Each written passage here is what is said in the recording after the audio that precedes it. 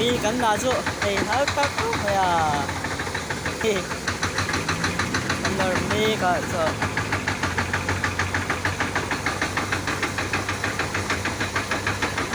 hal tak ma tang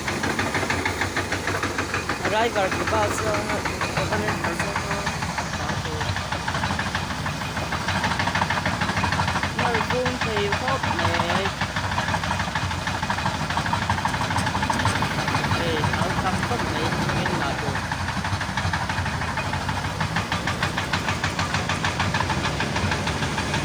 rồi đó thì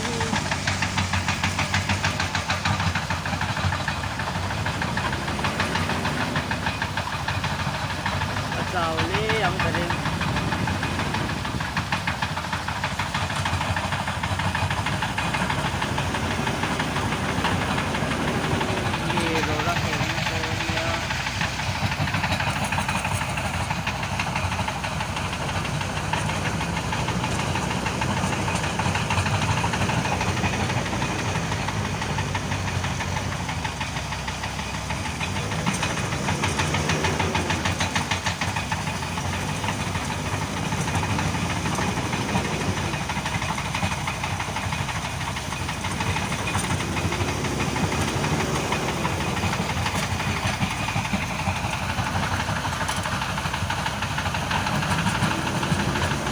dặm sẽ có mấy xe chi vi bỏ hay